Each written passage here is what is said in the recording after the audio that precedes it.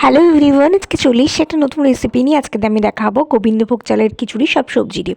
সরস্বতী পুজোতে ঠাকুরের ভোগ বানাতে কিন্তু আমরা সবাই চাই, তো সেখানে গোবিন্দভোগ চালের শীতের সবজি দিয়ে একটা খিচুড়ি করলে কিন্তু দারুণ হবে। তো দেখো, লাগছে আমার গোবিন্দভোগ চাল, মুগের ডাল, কড়াইশুঁটি, ফুলকপি, গাজর, বিনস। চাইলে লোকে আলু দিতেও পারো, নাও দিতে পারো, আমি এখানে আলুটা ইউজ করিনি। তো এখানে নিয়েছি 250 গোবিন্দভোগ চাল আর 150 মুগের ডাল। আর এদিকে সব ফুলকপি সব কিছু ছোটো ছোটো করে টুকরো করে কেটে নিচ্ছি, গাজর টুকরো করে কেটে নিচ্ছি, বিনস টুকরো করে কেটে নিচ্ছি। এবারে কড়াইটা চাপিয়ে দিয়েছি, গ্যাস জ্বালিয়ে দিয়ে ডালটা দিয়ে নিয়েছি। দিয়ে এবার আমি ডালটা লো ফ্লেমে ভালো করে ভেজে নেব যতক্ষণ না ডালটা লাল লাল হয়ে আসছে। ডালটা যখন লাল লাল হয়ে এসছে, এবার আমি জল দিয়ে দিলাম। জল দিয়ে গ্যাসটা অফ করে দিলাম। দিয়ে এবার জলটা দিয়ে ভালো করে ডালটা ধুয়ে জলটা ফেলে দিলাম। এবার একটা হাঁড়িতে প্রায় জল নিয়ে নিয়েছি। এখানে আমি অর্ধেকটা হাঁড়ি অবধি জল ভরে নিয়েছি। তারপরে ধুয়ে রাখা ডালটা এর মধ্যে দিয়ে দিলাম। আর একটু পরে ফ্লেমটা হাই করে দিয়েছি। ডালটা যে টকবক করে ফুটে এসেছে, অমনি আমি ফ্লেমটা লো করে গোবিন্দভোগ চালটা দিয়ে দিলাম, যেটা আমি ধুয়ে রেখেছিলাম। তো এক ধোয়াই দিয়েছি, বেশি ধুলে চালের গন্ধটা চলে যায়। এই দেখো, গোবিন্দভোগ চালটা ডালটা সুন্দর করে ফুটছে। আর আমি দিয়ে দেবো এর রাখা সবজি। ফার্স্টে দিয়ে দিচ্ছি ফুলকপি, তারপর গাজর আর বিনসগুলো দিয়ে দেবো। দিয়ে একটু নাড়াচাড়া করে নেব। আর তারপরে আমি দেবো কড়াইশুঁটি।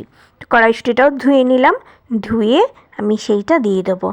দিয়ে আবার একটু নাড়াচাড়া করে তারপরে দেবো 1 চামচ নুন দিয়ে ভালো করে নাড়াচাড়া করে দেবো। এবার মিডিয়াম ফ্লেমে আমি চাল ডাল আর সবজিটাকে সেদ্ধ হতে দেবো। ততক্ষণ একটা গোটা বড় টমেটো কেটে নিয়েছি আর আদা গ্রেট করে নিয়েছি।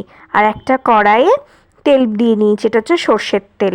যেহেতু আগে আমি একটু ভাজাভুজি করেছিলাম বলে কড়াই এরকম দাগ রয়েছে, নালে এটা পুরো সর্ষের তেল দিয়ে দিয়েছি। আর আমি সর্ষের তেলের মধ্যে তেজপাতা, শুকনো লঙ্কা ফোড়ন দিয়ে দিয়েছি। আর দিয়ে দিলাম সাদা জিরে আর একটা এলাচ ফোড়ন দিয়ে এবার আমি দিয়ে দিচ্ছি ওর মধ্যে টমেটো, একটা গোটা টমেটো দিয়ে দিয়েছি। তারপর একটু নুন দিলাম আর তারপরে দিলাম হচ্ছে আদাটা গ্রেট করা, সেটা দিয়ে এবার নাড়াচাড়া করে এর মধ্যে দিয়ে দেবো প্রথমে হলুদ গুঁড়ো, তারপরে 1 চামচ জিরে গুঁড়ো, 1 চামচ আর দিয়ে দেবো লঙ্কার গুঁড়ো 1 চামচ। দিয়ে ভালো করে এটাকে কষাবো যতক্ষণ না তেল ছেড়ে যায়।